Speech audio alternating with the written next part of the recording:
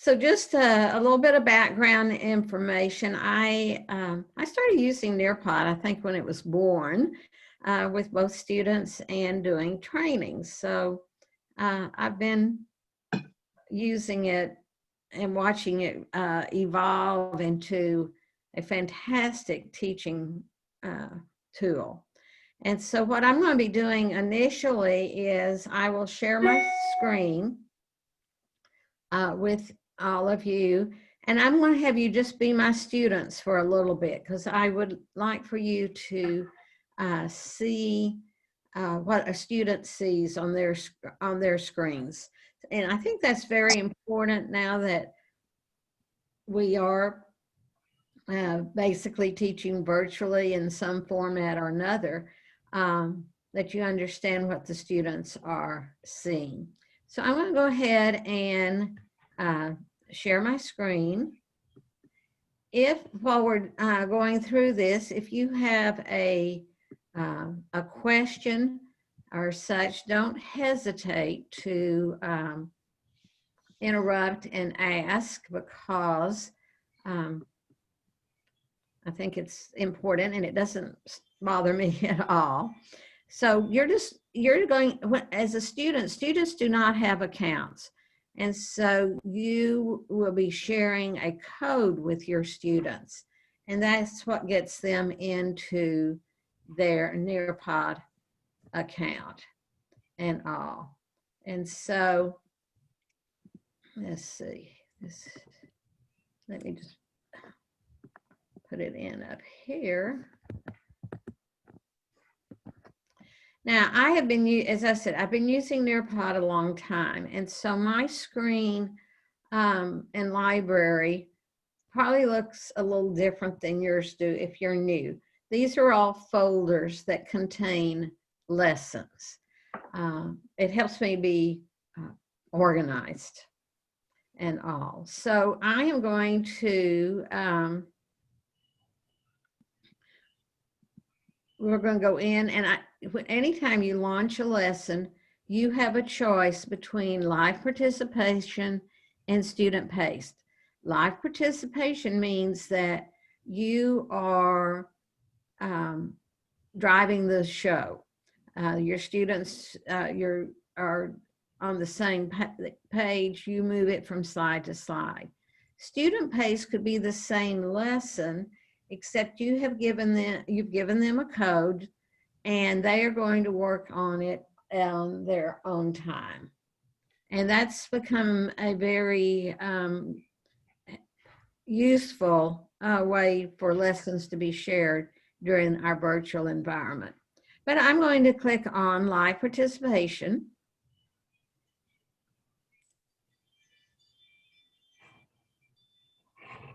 And this code comes up. And so you're at nearpod.com. On that page, you should have student code or join. And you would put in this 5 letters. It's not case sensitive. YUHPX. YUHPX. Now you can share that code with your students just like I'm doing, or you can give them, you can put it in Google Classroom, Microsoft Teams, email, whatever. For me, the teacher, even when I start the lesson, this code is always going to be up in the top left-hand corner of my screen. So if a student does come in late, I have the code right there and can give it to the students. Okay, so I am hoping YUHPX. So right now I can see only one student has gotten in, and I don't, for me, the teacher, and again, virtually, I see how many students have gotten into Nearpod. So you want to be at nearpod.com. The code is YUHPX,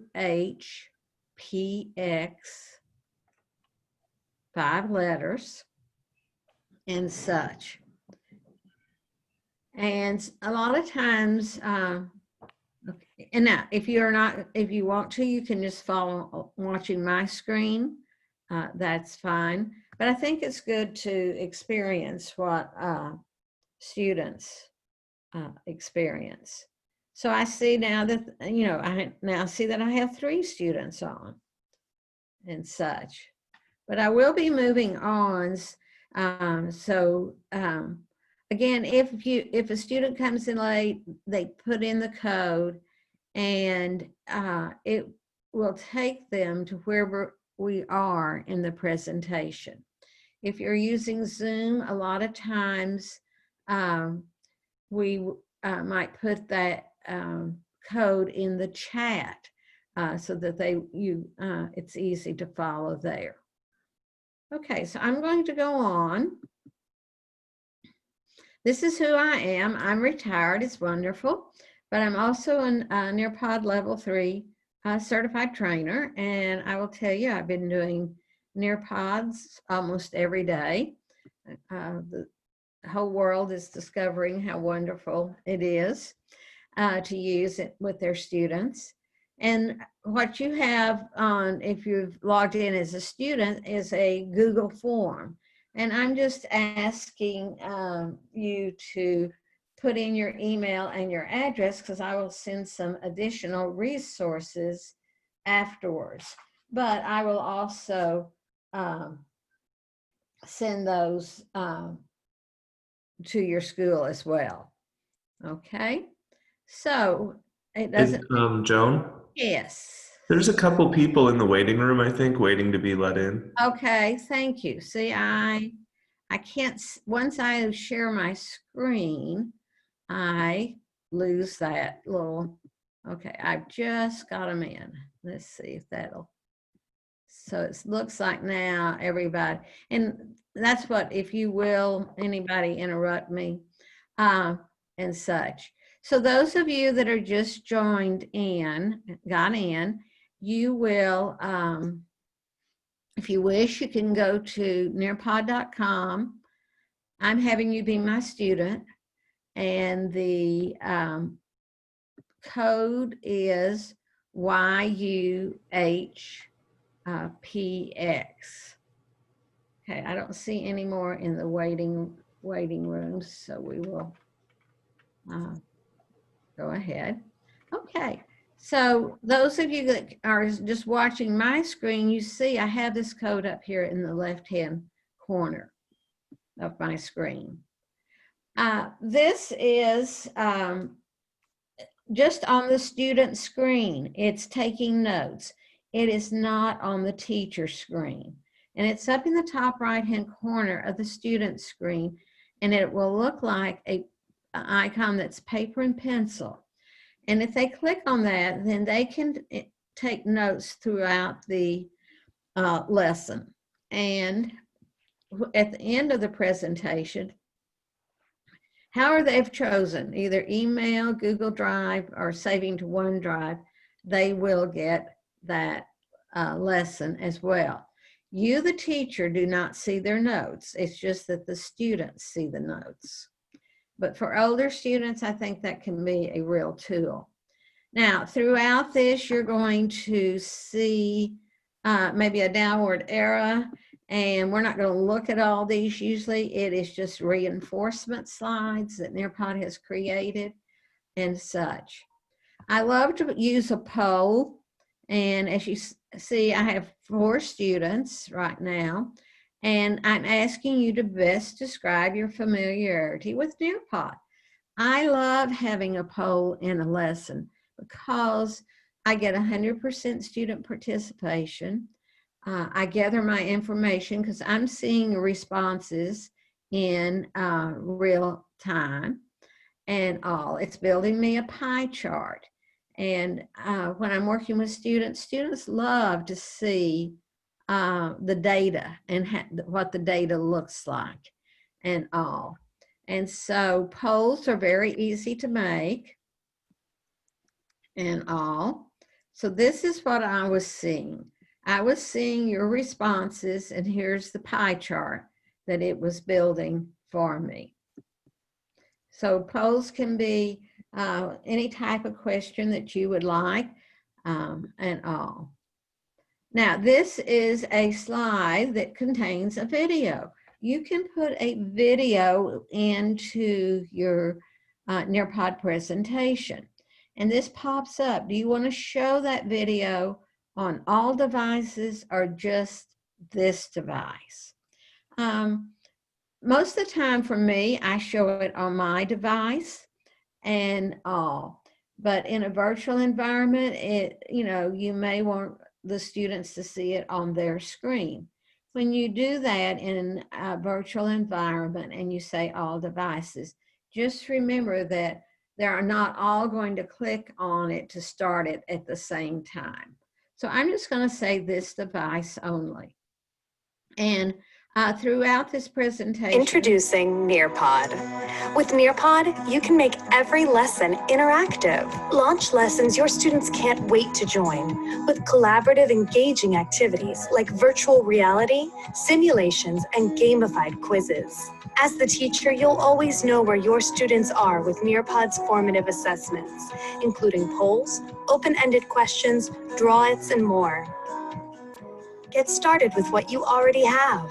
Upload any of your favorite resources, PowerPoints, Google Slides, and videos, including directly from YouTube. Then, add in media and formative assessment in a few clicks.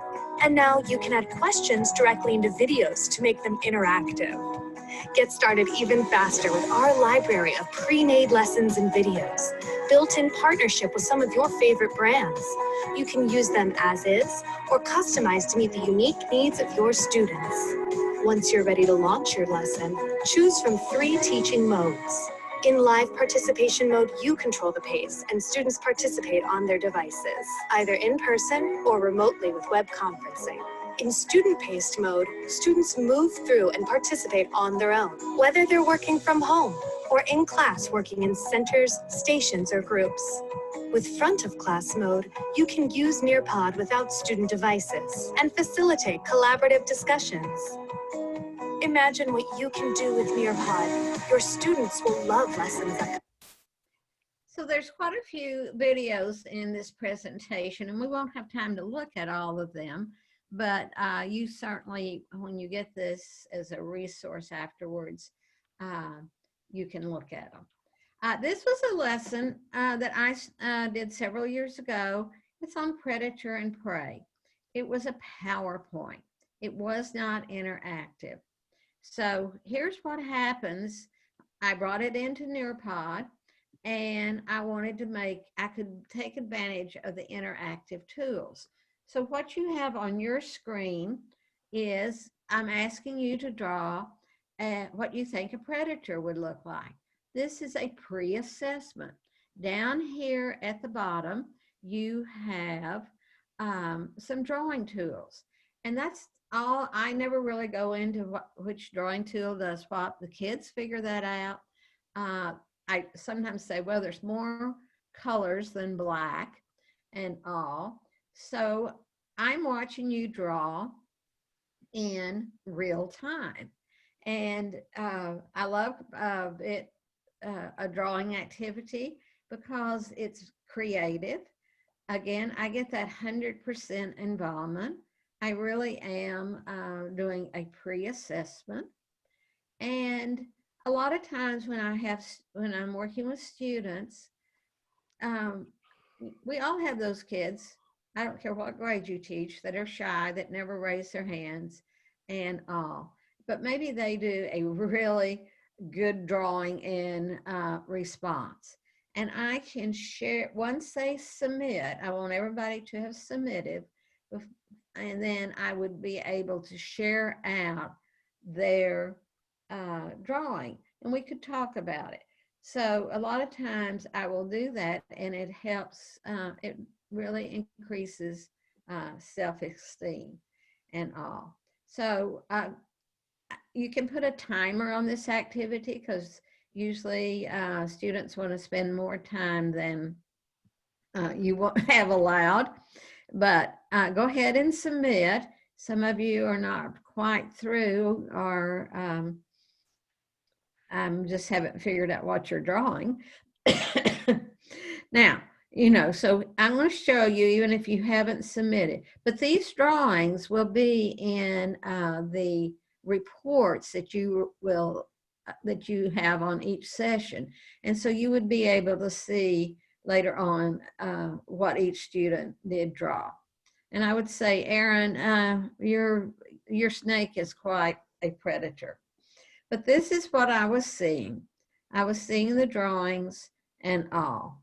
And as I said, I'm able to share those with the students. This just goes on with the lesson. This is a PowerPoint slide. We talk about what is a predator. Here's the definition. Now, this is another way to use a drawing activity.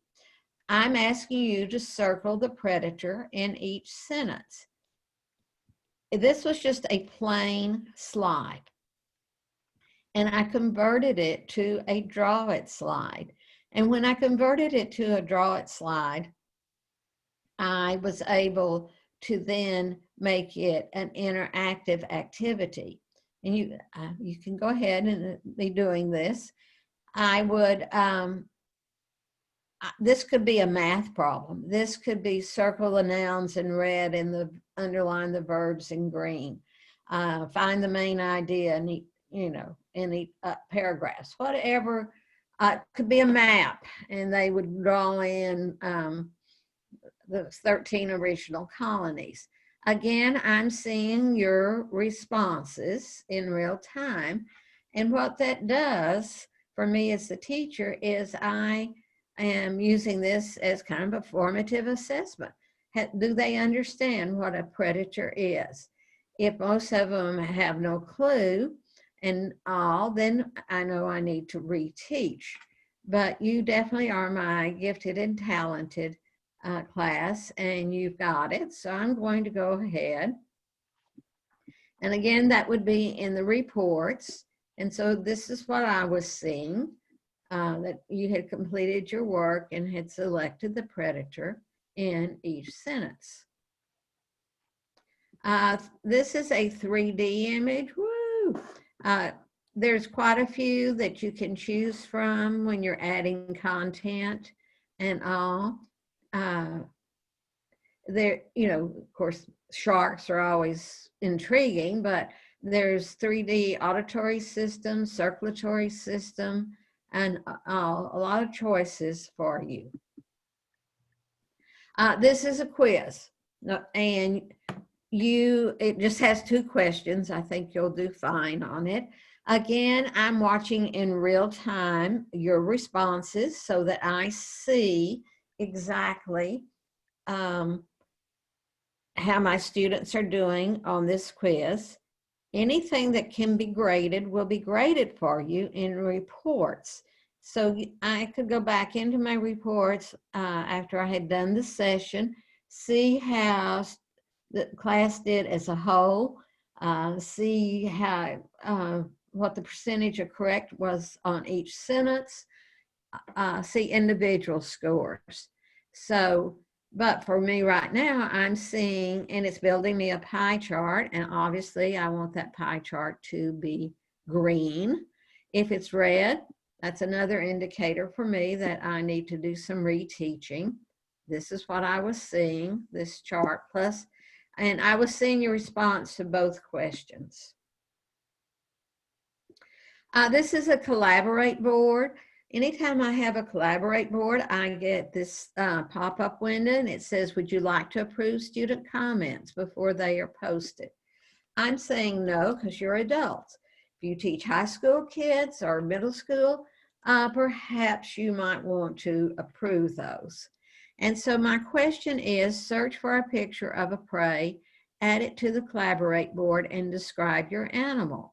So down here you have a box. And so I would type in it, and you can do the same. A rabbit is a prey because, and then I'm just typing in Swedish. But right here in this text box, there's this little landscape icon. And I click on that. It takes me to Google Slides. I add the word rabbit. I click on the magnifying glass. and I get all these images of a rabbit. And so I'll just pick this one. I save it. And then I post my note up there. And so again, a way to get all your students involved. Another way to see if they are understanding the topic. If a student should post something inappropriate that gets by you, maybe you said, oh, I can trust my kids. I have a trash can on each post-it note, and I could click on that and remove that inappropriate comment or such and all. So I would see all of these. Now you do see these also in reports. I had that question asked yesterday, and yes, you will see them in reports and such. So the students would have these coming up. Again, I could share one out to the whole class. I could put a timer on this activity and all. So you can add images as well as text. This is what I was seeing those for you. I was seeing your images and then your comment describing it. And you can see this card was deleted because it was inappropriate. Now, of course, these are slides from another presentation. And oftentimes you will see on a slide this is immersive reader. And what that means is if your students, if this is there, the students could have the question and such read to them. It would have read the instructions and all. That's something we turn on in settings, which we will look at as soon as we pop out of this. Now it just goes on with the lesson. This is an open-ended question. And so students have, they would explain their answer. Can an animal be both predator and prey? Open-ended questions are not graded for you because there's no right or wrong answer. But each of the students' responses will be in your report. Plus, I would see these as you were answering the questions and all. And so again, once somebody would answer this, and if I had a real good one, I would be able to share it. You know, somebody's really nailed this question. I could share it out with the whole class. It shows me as we go along what the participation rate is. So I know when I get to 100%, all the responses are there. And all. So I'm moving on. This is what I was seeing. So you can see that Mary Poppins did a very good job. And if I wanted to have shared that answer out, I could have. So that was an open-ended question. Microsoft Sway you may not be familiar with. There are sways that I did not make this sway. It is part of the library under content. They're very well done. I'm just gliding down it. It fit my lesson. I need to make sure I give students time to read all this information and such. Images are wonderful. This would take me a long time to do. It didn't take me any time to put it into the lesson. Now, when I get to something like that, that's a stack of cards, and I just click on the cards and read the information. So you can see it added a lot to my lesson. This is a matching activity. And you can go ahead and you're matching the word with the definition. So you put your instructions up there. It could be an image to text. It could be text to text, like a vocabulary word and a definition. It could be a math problem. So it's very versatile. You create your own. It doesn't take any time. As the students are doing this activity, you will see how many tries it takes for them to match them all up. And so I can see, you know, a perfect one would be, you got it in 8 tries. But if somebody it's taken them 20 tries, then you know they're just clicking around and all. So this is matching pairs. And again, this is what I was seeing. You can see Oprah was having a difficult morning. This is virtual VR. And so again, this is a partnership with 360 Cities. There's many of these that you can choose from, and the students really, I mean, they're just intrigued. And sometimes with older students, I might have a leading question before I came to this, and it might be able to describe what a coral reef looks like, find the largest predator in this. If I'm teaching Shakespeare, I could take them to the London Theater, the Shakespeare Theater in London. Egypt, I could take them to the pyramids and all. So it's very well done. The images are vetted. They're not just, anybody can't just throw something into 360 Cities. This is just another Collaborate board. This one did not have images on it. It just had text. A lot of good information there. And so, as I said, because of our short time, I am going through these and not stopping to look at everything. Anytime a teacher clicks on the Nearpod icon, it will take them to their home page and to their library. A plus sign means you can create a new lesson, a new slide. Quick launch is you really didn't do a Nearpod lesson, but you're teaching and you think, oh, I want to do a open-ended question. I draw it, and it's just something you're doing on the fly. You can be in the middle of a lesson and do a quick launch. As I said, we're going to go to your profile because there's some settings there that it's very important that you decide if you want them turned on or not. And so that's going to be the first thing as soon as we jump out of this presentation.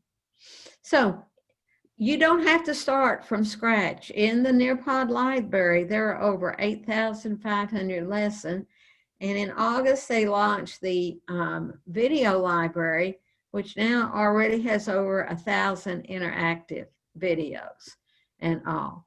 So I tell people the Nearpod library is going to become your best new friend. Again, this is a short video that we're not going to watch right now, but it would show you how to go in this is the video, how to go into the Nearpod library and use filters. You do not want to look at 8,500. So you can search by your state standards. You can search by topic, by your grade level, whatever. So it's very easy to find a lesson. Now, the question gets asked, now where did you get that code? When you launch a lesson, whether it be student-paced or live, that's when the code is generated. As I said, it's always 5 letters that are not case sensitive. And with high school, I would say even if you're using the same lesson, you want to launch a presentation new for each class, because you want your students grouped by reports by period 1, period 2, so forth. Student pace is going to be just the same. You give them the code. The code is good for 29 days, which is certainly plenty of time. I always make sure this is on, require student submissions. I have this great lesson. It has quizzes in it. It has open-ended question. It has draw-it activities, matching. I want the students to have to do each of those activities before they can move the slide forward. So this requires that they do those activities and such. So, you know, as I said, you have teacher view and student view. It's very easy to get to your reports. There's about 3 different ways. As soon as I close this presentation out, I will have my results and all. So reports are very easy to get to and very complete. Now, this is just, again, additional slides talking about student-paced lessons and all. And so Nearpod does a great job of having a lot of resources available. This is fill in the blank, and what it is, it's a drag and drop activity. You, from the word bank, you drag the words up to the right blank. And I will show you a little trick on this one. And when we jump out of this, now this will be graded just like anything else. So that's fill in the blank. This is time to climb. It's a gamified quiz. You can change any quiz into a time to climb. Sometimes high school kids or maybe teachers think, oh, this is too, it's more for elementary. I will just tell you, everybody, you know, they've grown up on video games and they like the kind of the competition. So a time to climb may be just another way to make it more engaging for your students. Now, this is some of the stuff we're going to look at very quickly. Any Nearpod presentation, you can add more content to it. You can add a video. You can add a web URL. If you're a math science teacher, the PhET simulations are from the University of Colorado at Boulder. They're very good. BBC is the British Broadcasting. Here's the Microsoft Sway. So these are ways to add content. These are, remember the activities that we did. Open-ended question, matching pairs, a quiz. You can add a Flipgrid link, draw it, collaborate, poll, fill in the blank. Memory test is for the very young ones like kindergarten and all. You can have audio response on, say, an open-ended question. So you can add content and you can add activities. Now, Facebook has a very active group. It's a good group to be a part of. Teachers like to share. I'm going to end this presentation. You see there's a downward arrow up there by the Nearpod. I could go straight to reports or I could end the session. So now let's have you in your library. I'm just going to be in my library. And the very first thing I want us to do is go over to the top right corner. My picture's in there. You may have just a gray circle. This is your profile. You want to click on that. You want to slide down to lesson settings. And then you toggle these on or off, however you, your preference. This just if you are Google or Office 365 and they've logged on that way, it'll autofill their names. This is if you want to have the immersive feature available, you turn it on. You turn on enable student notes. I would certainly have that turned on. This is your choice. If you're in a student-paced, your students are you've given the lesson as student-paced. Do you want them to see the quiz and multiple choice question results and when it is finished? So that's up to you. Do you want students to be able to resubmit their answers when you're doing live participation? I had mine turned off. That's up to you. Make sure you turn on Collaborate board for student-paced lessons, because if you do not, then when they get to that Collaborate board, it will have a pop-up that says waiting for teacher input. They won't be able to respond. I definitely would turn on require student submissions when I would be doing a self-paced lesson. So I got to all of this by going over to my profile, clicking on it, sliding down to lesson settings. And to get back to my Nearpod library, all I have to do is click on this Nearpod icon. Now, on the left-hand side, you see Nearpod Library, your new best friend. When you click on it, this is where the 8,500 lessons are. This is where the over 1,000 interactive videos are, and all. Lots of ways to search. One of the ways is to select a standard for your state. So you would go down to Michigan. You might say, I teach social studies in high school. And I would open up all the strands. And so there's all the ones, and I would just, let's just pick this one. And so it would bring up these that reflected that standard and all. It also brought up a time to climb that's appropriate for 9th through 12th grade on the U.S. Constitution. So I've quickly found something that met that standard. Now I can, anytime I want to redefine my filters, I just click on this X and that gets rid of all of them. Now I could just say English language arts, high school. And this would be all the ones that are available that could be used in a English class. And some of you can see it says 6th to 12th grade.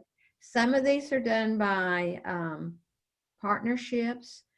Some are done by teachers. Some are done within the Nearpod themselves doing it. Now, that's one way to search. Or I could just click off of this and I could just type in here, American Revolution, and hit the magnifying glass. Now I'm going to get all grades because I didn't specify just high school, but I can go back and add high school, and that's going to take out those that might be for the younger students. When you see something like this, Paul Thiebert, he is a teacher, so you know, but anytime a teacher submits a lesson to be used in the library, it has to meet certain criteria. So let's say I'm going to look at this lesson. You have to preview it if you think you might like to use it. So I click on Preview Lesson. I see it's bringing all the slides in. This has 15 slides. That's fine, because a lot of times I'm going to add more activities to it and all. So I go through, I preview it. I decide, yes, this is really good. It'll save me time. I'm going to add it to my library. Okay, so I click on Nearpod. I'm back in my library, and here's this lesson. Now, it is still in the Nearpod library, but now it's in mine. And when I have it in my library, I can click on Edit.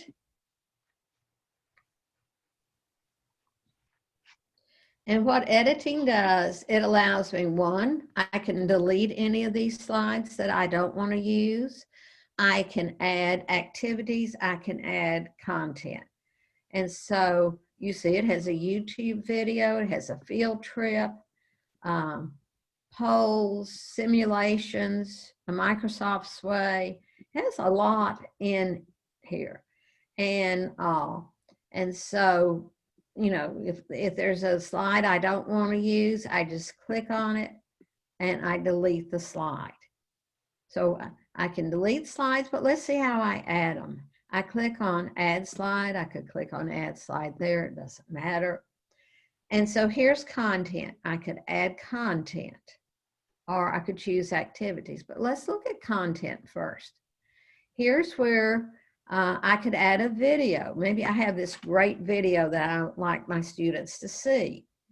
I can search the video library and find ones here. So I might type in American Revolution. And here's some that are already made for you.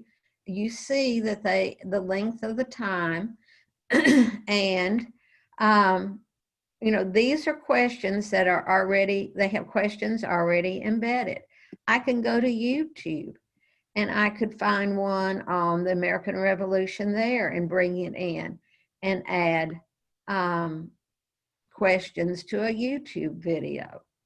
So there's a lot, you know, so that's just one way to add content. So I'm back here. I'm still editing. Let's go to add a slide. I could add a URL. And, you know, most of them are very long. I picked some very short ones. This doesn't have anything to do with the American Revolution, but it was easy. I always test the link to make sure I've typed it in right. This went to exactly where I wanted it to go and all. I don't want any surprises. So then I click save. So now when the students get to this for the web URL, all they have to do is click on it. When I add a new slide, it always drops to the bottom. And so here's that NASA website. And then I would just drag it to wherever I would like for it to be. Okay, add a slide. Add content. I do the same thing over and over. Here's my PhET simulations. And so I would say high school science. It's real hard to do simulations or hands-on experiments right now. So you might find something in here that would help you're studying atoms and all. So you've got the periodic table there. So you could choose one, you would preview it. If you liked it, you would say done. And that slide, again, it's at the bottom. Add a slide. So I could pick any of these. If you teach higher math, here's Desmo's graphing calculator. This is the BBC. Here's Microsoft Sway. And you can see I've got, these are categorized. I've got historic events and figures. So I could, here's a Microsoft Sway on American Revolution. And I just add the sway. And I will tell you the work that went into that is more time than I have right now. I can add audio. This could be an audio file. I have to know where that file is. But if I want to add the Martin Luther speech, I can. Add activities. This is what you were doing. Here's my open-ended question. And I'm watching my time. I realize we only have 10 more minutes. I would put my question here. What do you think was the main cause of the American Revolution? Now, over here is where this gets really, you can do so much. Add media, video, or audio instructions. So I could add an image here. I could add a video that the students could watch as review. This is an audio recorder. I could record my voice saying, just click on the microphone, please give your opinion and in paragraph form of why what you think the main cause of the American Revolution was and why. Okay. I could listen to it if I needed to re-record it. I'd trash it and just re-record it. You save it, and when you save it, your students are going to see this icon that tells them, hey, there's something there. Here's the real powerful tool. I can turn on enable student audio recording. So students, when they got to this, we know that there are students that can express themselves orally much better than writing. And so they have that option of responding to this orally. So don't ever ignore those little things off to the side. You're not going to break Nearpod and all. So I'm doing the same thing. I went to add a new slide, add activities. That was an open-ended question. Here's matching pairs. Very quick to make. I put in my instructions and I start adding. Okay, so we're studying presidents of the United States. I put Abraham Lincoln. This time I want an image. So I go here and I type in Abraham Lincoln. The reason I type that in, if I just type in Lincoln, I'm also going to get Lincoln cars. I find this of Abe. I click on it and save it. And there's my matching pair. As I said, it could be a math problem. So this would be the answer. Here's my problem. And you notice that I have, if I click on this pi sign, it will give me some of the mathematical symbols that I can use. This could be a vocab, oops, if you click it, you can get out of it, but or trash it. Anyhow, this could be the vocabulary word, and I would type in my word, and then I would come over here and I would type in the definition. And you can see I have a lot of characters, so I can add a lot of information here. And I'm still going strong. And I would just say done. And then I would save it. I could add a timer to this activity. So matching pairs, another way to do a formative assessment. It's very engaging. New slide, activities. This is a quiz. This is no different than what you've done in other programs. You put your instructions here. You put your answers here. And always, if you forget to choose the right answer, it will prompt you. Again, you can add media, video, or audio instructions. And it could have 25 questions, whatever, however you want to make it. Add a slide. Remember, that quiz will be graded for you. Draw it, you saw that earlier. It's very easy. You just put your instructions here of what you would like for them to do. So I'm doing the same thing over and over. I took an existing Nearpod presentation. I'm clicking on add a slide. I'm adding my own activities.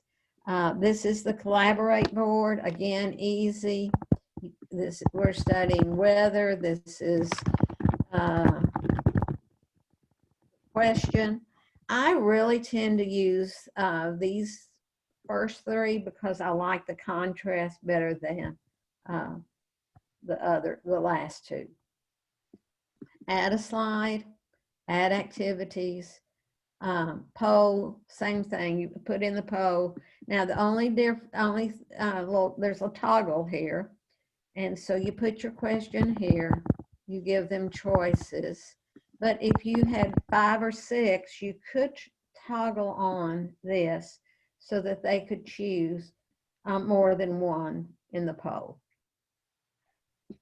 Remember, all these are dropping to the bottom. And when I'm adding, I oftentimes do this, and then later on, when I'm finished adding everything, rearrange them. Now, I'd like to show you this on fill in the blank. You type your text here. 3 large cities in Texas. Oops, well, Texas are Houston, Dallas, and San Antonio. Now, you have all this space for your text, so it could be a lot more. So you've typed it in. Now you're going to click on the words that you want to become in the word bank. The reason I showed you this is I put Houston, Dallas.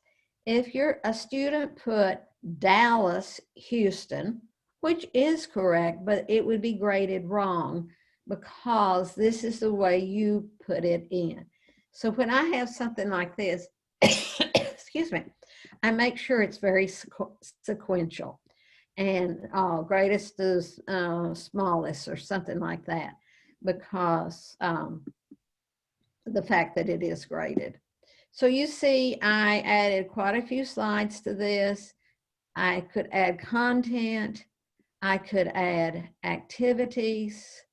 You're not going to do memory tests. That's for kindergarten students, like a cat to a cat, dog to a dog. So it's very easy. It's the same thing over and over. Now, I told you earlier you can convert any slide to a draw it. So here's just a plain slide. This is grayed out, convert to draw it. I click on it. Notice now I can convert it to a draw it. And that's what I did in that slide where you circled the predator.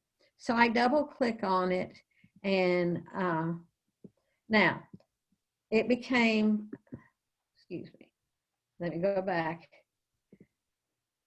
It became a draw it slide. I didn't give it a chance to do that.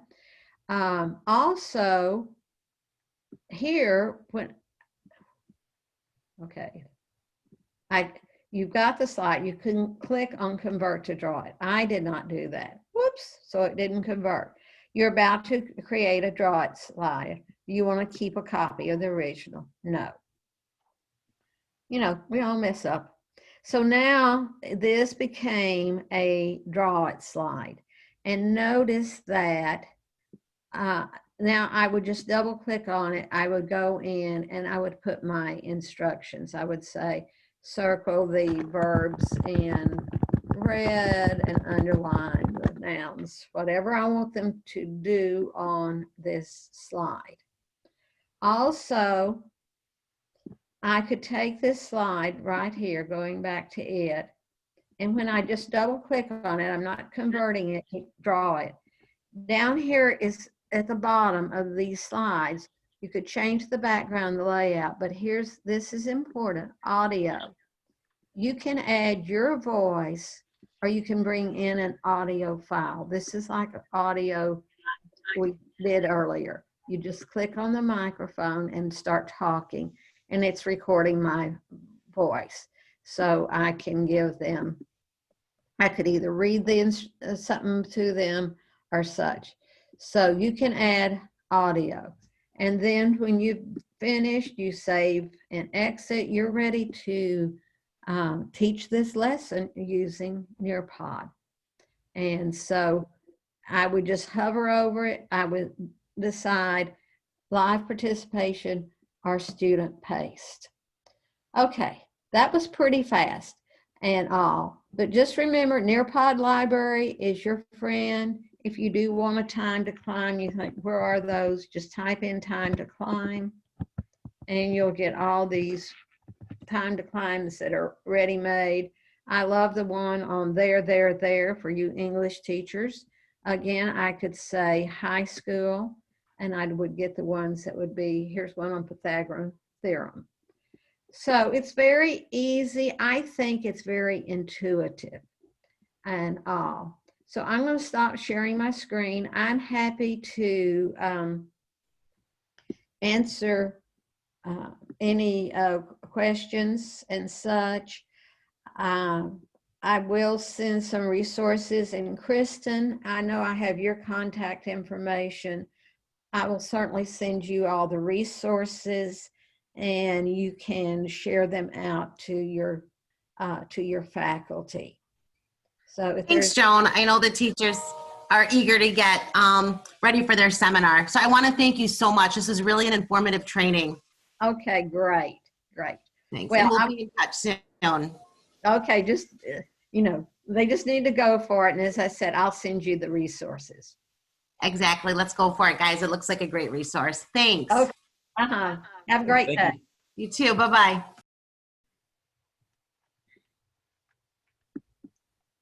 Thank you. Uh-huh. Thanks. Enjoy your Very cold good. weather.